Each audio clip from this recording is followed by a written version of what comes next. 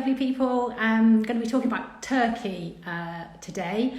And I don't want you to get caught out with no turkey at Christmas. And with 80% of our food coming through 8 major supermarkets and the threat of empty shelves, maybe this is a good time for you to secure your own turkey directly from a farmer.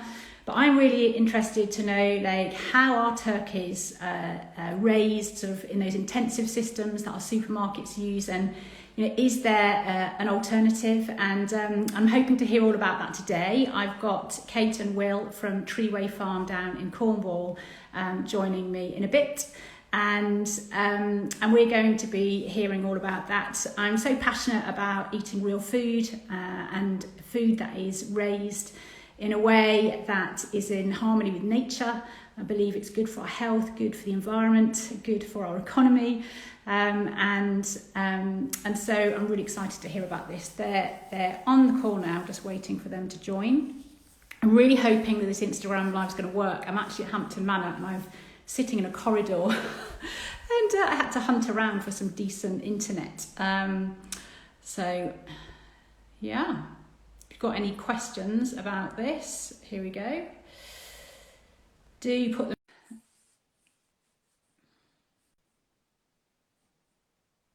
They should be just joining us now. Hey, hello. Hello. I wondered who I was going to get. I'm so glad I got you. I've managed to interview so many female sort of farmers and food producers, and it's always really exciting to see a female face. But yeah, thank you for giving us the time today.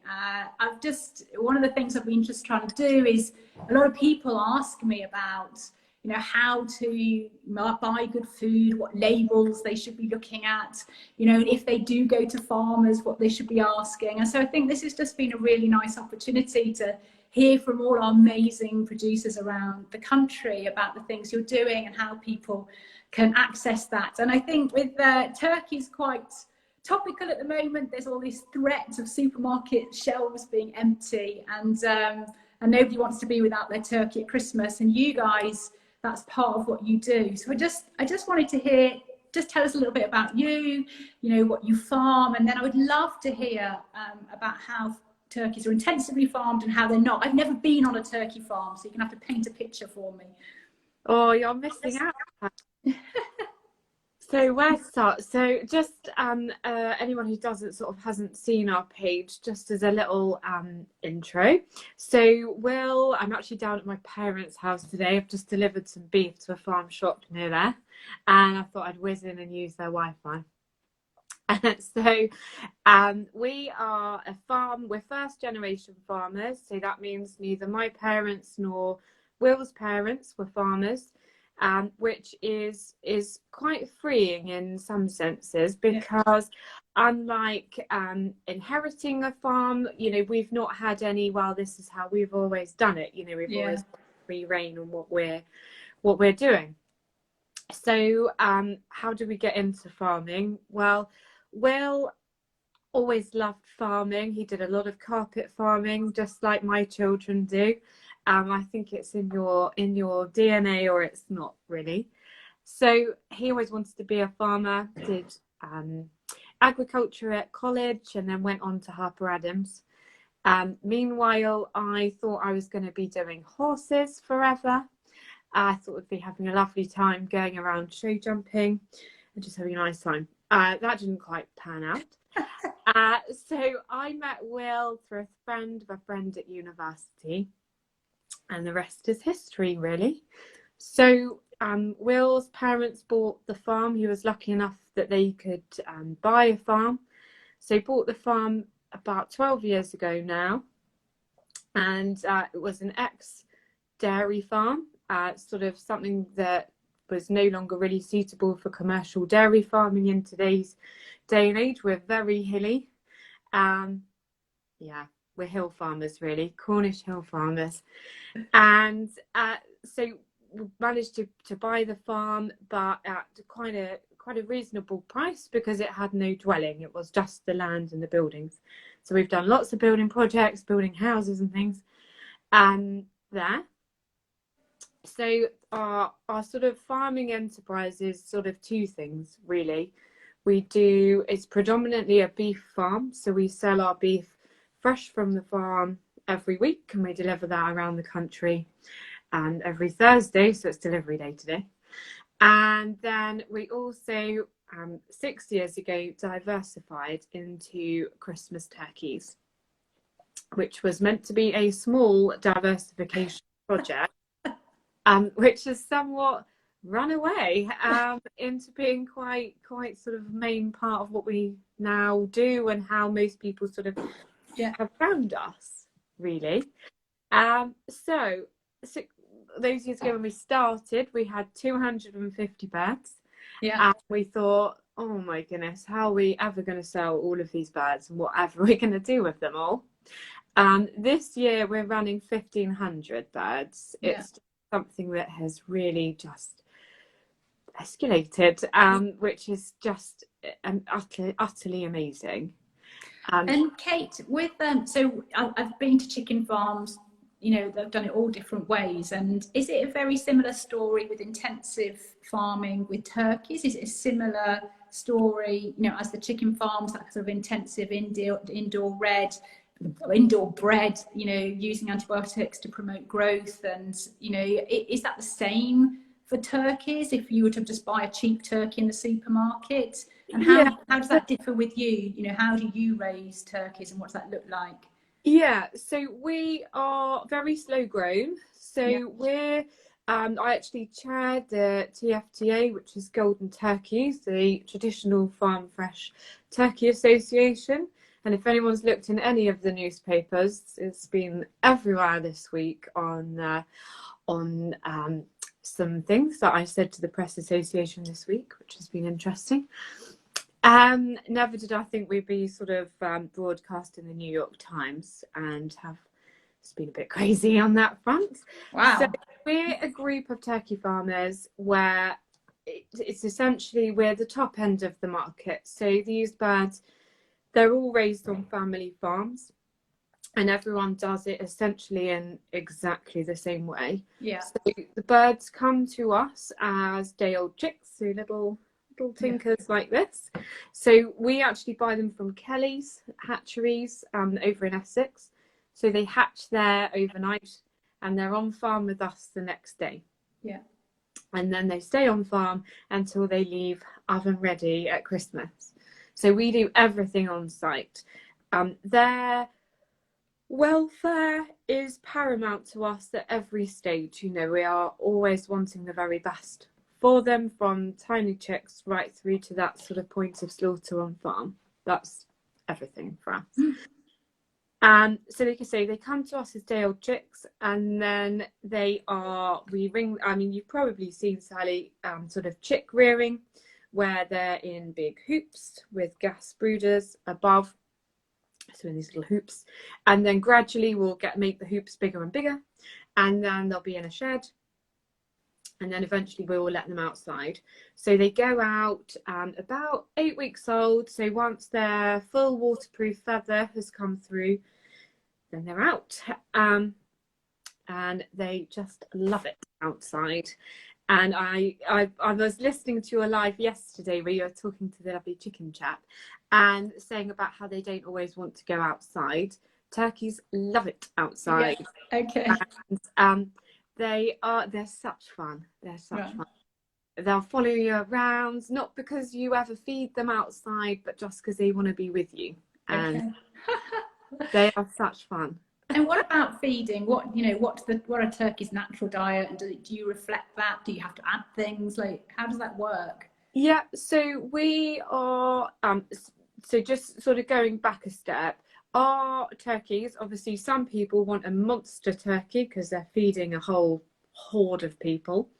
Other people are just a couple, but they still want to have that whole bird, beautiful Christmas experience. So we rear turkeys that cater for all of that range. Yeah. But they're slightly different strains of the same breed. So you'll get some that are finished little and some that are huge. But that means two things. Number one, you'll get the same finish on each and every bird, whether they're small or they're big, which you won't get in the supermarket. So buying a small bird doesn't mean you're buying a younger bird. It's just genetically meant to be smaller. That also means that every single bird in that flock, because it's all the same age, has got the same feed requirements all the way through. So we feed them a commercial turkey feed, and there's different stages, you know, different, you have the chick run, then you have the grower and the finisher.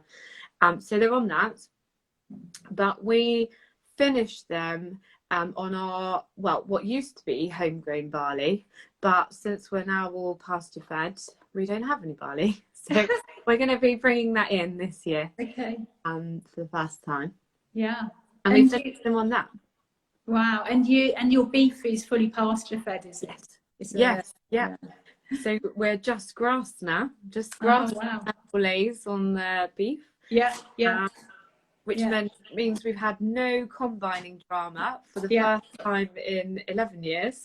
It's amazing. Great. And so does it matter what breed in terms of when you're buying turkey? Like I have no idea. I just always, I've not really thought about it. So does that influence flavour and whether how well they do in your environment? So there's kind of two different types of turkeys. There's the turkeys that we have. So they're designed to be grown for a long time. So they come into us at June as day-old chicks, and then Christmas is D-Day. A supermarket bird that's been grown more commercially is about 12 weeks. So our birds are really double the age. Yeah. So that means, I mean, how many times, Sally, have you heard, I don't like turkey, it's dry, doesn't taste of anything, it's crumbly, it's horrible. Yeah. That's because they're immature birds. Right. So those turkeys that are like that, you're really at 12 weeks, they're teenagers. They're not mature adults. Yeah. Whereas our birds, because they're on the ground for such a long time, they've fully grown that skeletal system, which is strong. It means that they're able to be out running around with those legs. Yeah. They fully develop that muscular system. Mm. So you get a much greater meat to bone ratio. So if you had a supermarket bird that was 5 kilos and one of ours that was 5 kilos, you'd have a lot more meat on ours than on a supermarket. And the most important thing is that they've had time to lay down the natural it's fat is flavour, and it stops it drying out when you're cooking it, so there's no dry turkey. Yeah, I'm sorry about the noise. I'm in a corridor. Oh, that's right. I've got various customers and people walking past thinking, what is she doing? Who's this woman? I was chasing around trying to find some internet so that we could have a decent conversation, but I seem to have pitched myself where in a bit of a throughway. But anyway, it's fine. That's fascinating. And so, you know, do you think there is a grading system or labels around turkeys where people can buy more ethically and sustainably in the supermarket? I mean, the ideal thing is to buy from you, and you know, and I totally support that. I just wonder if people are trying to make good decisions. Do you think there's a good labelling system for supermarket? Do you think we need to bypass supermarkets and get as close to the farm gate as possible? Yeah, I think, you know, I'm absolutely passionate about direct customer sales. I think there is nothing stronger, and it's essentially everything that we've built our business on is that relationship with customers. And knowing exactly where your feeders come from. You know, lots of Instagram stories and what have you out in the field with the turkeys. And you can't beat that. You know, you cannot beat buying it from the person that's reared it, where you can see it, where you can ask them any question that you might have about it. But if you can't do that, and there are lots of farms across the country that you can do that. Little TFTA plug, but if you go on to the TFTA website. So what's that? The TFTA? TFTA, and that's Traditional Farm Fresh Turkey Association. Okay. Right, and so you could find a grower in your area through that website. Local farmer or stockist. So a lot of our members will supply Yeah. farm shops and butchers. They Okay. are all on that nationwide Oh, list. fabulous. Oh, that's really useful to know. So I might even be able to find a turkey farmer in my area then. That's fabulous. it. I didn't know that. That's really super useful. So you'd still advocate, you think the best solution, again, is sort of that local.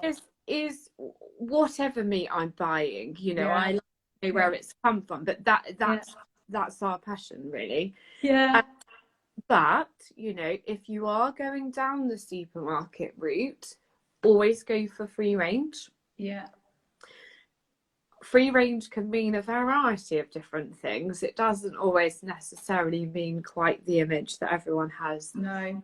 Which is like the image of what we do, where they really are free range. Yeah. But, you know, it is sort of grading, isn't it? Always buy British, because, okay, it might not be quite the standard that you might think it is, or like that it's free range, but it has been inspected. It is stringent on animal welfare, whether that's free range or it's barn rid. You know, animal welfare in this country is the best in the world. So always buy British. If you're not going to buy from a farm, buy British. Brilliant. There will be this year, there'll be more European turkey on the shelf, because that's reality. So always just buy British. Yeah. No, that's really helpful. I mean, I hear the same messages again and again. You know, Britain has amazing, you know, welfare in terms of farming standards compared to the rest of the world. So it always starts with buy British and just having a look at the label. You know, that's the first thing. But then these common things of like, it's about slow grown, it's about what they eat, you know, which is common sense. You know, our health depends on what we eat. You know, animal health is going to be dependent on what they eat. You know, animals having access to their natural environment, you know, and, you know, stress-free deaths, and this is all seem to be the same messages with everybody I'm talking to, and just the same thing, like this need, you know, to move away from supermarkets, and where we can invest in our local food economy, which I think really completes my life as a consumer, because it helps me value food, and it helps me feel connected to the land and connected to you, and that really enhances my enjoyment of food, and gives me a sense of feel good, actually. And I walk into a supermarket now and it just feels so soulless. And I know there's a purpose in that, and it can be convenient, but I think, you know, what we're seeing is an inconvenient truth that our current food you know, economy is broken, and we need to make some steps to fix that. And so it's just great having guys like you, and I think what's amazing in COVID is the number of suppliers that have gone online. You know, so even if, you know, you don't have somebody local and you can't ask them directly, a lot of you are now online. You deliver straight to my door. I still feel connected to you. So yeah. And are you enjoying farming? Yeah, love it. Love it. Yeah. It's been quite the adventure. I mean, I never thought I'd be a farmer. I never thought I would certainly be a turkey farmer, because that's pretty niche, isn't it? Yeah. But yeah, absolutely love it. And I think I love cooking, and I think that's something that's really grown our business. Is I love, like, I do a weekly farmers market, and you know, my customers are like excited what they've cooked last week, you know, and they're like, I try that. What should I do with it? Yeah. And I think it's just, and this is something across farming that I think that often you're so busy and you're in the trenches of the day-to-day getting through, that you, unless you run a business like we do, you almost forget that what you are producing is food, because you only ever see that live animal. You never see it back as a steak, you know, you never see that in general farming terms. Yeah, it's that switch from food being a commodity, isn't it? You're a commodity producer, and then I've noticed when people are adapting to a more regenerative model, when they are starting to diversify, when they're selling direct, you know, some of the feel I get is you see farmers' faces light up with, like, it gives them that satisfaction. You know, it changes from commodity food producer and enhances their own experience of farming. Absolutely, and it's that whole link that is missing in so much of it, is that farm to food to consumer. Yeah. People love buying it from the source. You know, people. I do a little pop-up farm shop on a Friday at home, and people love that. You know, they love coming to the farm and seeing the cows. And then the same for Christmas turkey collection, which is, I mean, frankly, mayhem. That sort of organised mayhem. I mean, I shall paint a picture, Sally. We live down very narrow Cornish lanes, and this year we'll have approximately 1,000 cars coming through the farm. So we do quite a big one-way system, but it's mayhem, really. But it's Christmas, so people are quite sweet about it. But people love that. You know, they love that coming to the farm, and they've got the tea. Yeah, it's amazing. I mean, I think food is just so powerful, isn't it? It's so powerful for restoring the environment, our economy, you know, and bringing our families together. It's just this potent thing that we do every day that I think we've taken for granted, and just realising how essential it is to family life, to health, to the health of the land, to the health of the nation, and starting to have that awakening. I think people are, you know, in COVID. I mean, COVID is a diet-related disease, a lifestyle disease, as is most chronic diseases. And realising, you know, how we live and how we eat, where our food comes from, is part of the solution to our health crisis, our loneliness, you know. And food is just so powerful at drawing people together and resolving so many issues that we currently have in the nation. Just getting local, just getting connected again, you know, eating real food that's produced well. So such a powerful thing to do. As well as feed our children. I mean, I saw on some of your Instagram, you've got younger kids than I have, but certainly, you know, being on this journey for me as a doctor, first of all, I recognise the need to, you know, tackle what we eat, and then, you know, further along the line, only 2 or 3 years ago, did I ask the question, I have no idea where this is coming from. And it's been in that journey of, you know, visiting farmers and understanding the story and understanding soil, completely changed how I feed my kids. It's like, oh my goodness, like I would never feed them an intensively farmed chicken now I know how it's produced. I just can't. Like, you know, I want to give things that's going to nurture their body and mind. It really does change you and open your eyes, you know, as you uncover what's really going on. But also great hope. I think in the UK, you know, 70% of our farmers are small family farms, and there's so much opportunity to connect. And so if anybody's watching, they can obviously get hold of you on your Instagram, following now. And is it too late to order a Christmas turkey from you? It's not too late, no. No, there are still hundreds, literally hundreds left. We are being absolutely bombed with orders. We usually would sell out by the end of November. This time, unless you're looking for an ostrich, and we'd normally have one of those still at Christmas Eve. But this year, I think the way that things are going, and obviously there's lots of stories in the media, which is not scaremongering, it is actual reality. There are 500,000 less turkeys on the ground in the UK than there were last year. But there's lots of farm gate sales, people like us who've got more turkeys than they had last year. So, and just remind me of that website, TFL. So if you www.goldenturkeys.co.uk, if you log on to there, you can find all of the producers are on their bios, and you can type in your postcode and find either your local farmer, which so you can find your local farmer or your local stockist. So that might be a farm shop or a butcher's. Brilliant. And it's coming from quality assured farms. Fabulous. Thanks so much for your time, Kate. And I really hope one day I can come and visit. Cornwall's quite far away, but it's just a joy. So thanks so much for your time. And thanks everybody. And if you want to get in touch with Kate, get in touch with her and get your turkey secured for Christmas. So thanks a lot. Bye, Kate. Thanks. Bye.